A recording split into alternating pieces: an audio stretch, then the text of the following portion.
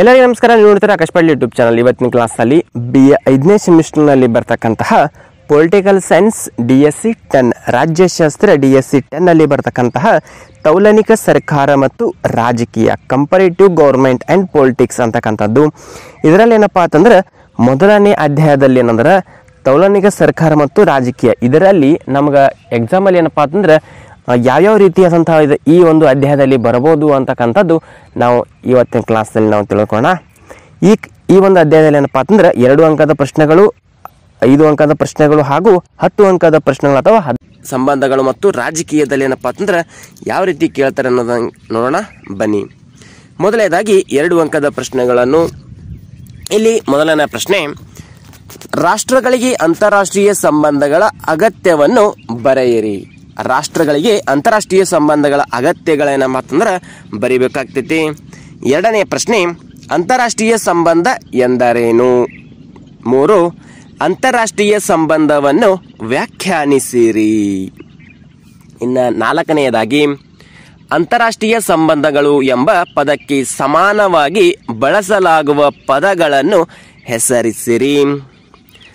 5, ಅಂತಾರಾಷ್ಟ್ರೀಯ ರಾಜಕೀಯ ಮತ್ತು ಅಂತಾರಾಷ್ಟ್ರೀಯ ಸಂಬಂಧಗಳ ನಡುವಿನ 2 ವ್ಯತ್ಯಾಸಗಳನ್ನು ಬರೆಯಿರಿ. ಇನ್ನು 6, ಅಂತಾರಾಷ್ಟ್ರೀಯ ಸಂಬಂಧಗಳ ಬದಲಾವಣೆಗೆ ಪ್ರಭಾವ ಬೀರುವ 4 ಅಂಶಗಳನ್ನು ತಿಳಿಸಿರಿ.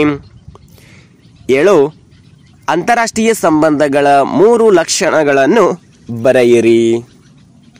8, ವ್ಯಾಪ್ತಿ ಎಂದರೇನು? ಇನ್ನು 9, ರಾಷ್ಟ್ರೀಯ ಶಕ್ತಿಯ ಅರ್ಥವನ್ನು ಬರೆಯಿರಿ. 10, ವಿದೇಶಾಂಗ ನೀತಿ ಎಂದರೇನು? 11, ಯಾವುದಾದರೂ 3 ಪ್ರಾದೇಶಿಕ ಸಂಘಟನೆಗಳನ್ನು ಹೆಸರಿಸಿರಿ.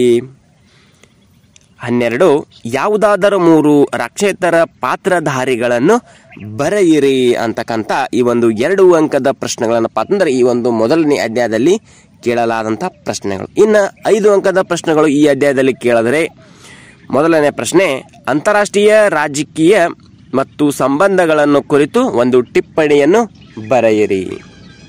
2, ಅಂತಾರಾಷ್ಟ್ರೀಯ ಸಂಬಂಧಗಳ ಸ್ವರೂಪವನ್ನು ಪರಿಶೀಲಿಸಿರಿ ಅಂತಕ್ಕಂಥ ಈ ಒಂದು ಅಧ್ಯಾಯದಲ್ಲಿ ಏನಂದ್ರೆ 2 ಪ್ರಶ್ನೆಗಳು ಬರ್ತಾವೆ 5 ಅಂಕದಲ್ಲಿ.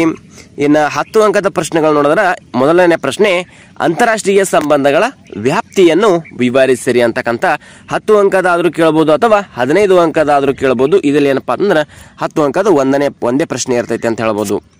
ಇದೇನಪ್ಪ ಅಂತಂದ್ರೆ ಅಂತಾರಾಷ್ಟ್ರೀಯ ಸಂಬಂಧಗಳು ಮತ್ತು ರಾಜಕೀಯದಲ್ಲಿ ಏನಂದ್ರೆ ಅಧ್ಯಾಯ 1ರಲ್ಲಿ DSC 9 ಪೊಲಿಟಿಕಲ್ ಸೈನ್ಸ್ DSC 9ನಲ್ಲಿ ಮೊದಲನೇ ಅಧ್ಯಾಯದಲ್ಲಿ ಯಾವ ರೀತಿ ಕೇಳ್ತಾರೆ ಅಂತಕ್ಕಂಥದ್ದು ನೋಡಿದ್ದೇವೆ ಅಂತ ಹೇಳ್ಬೋದು.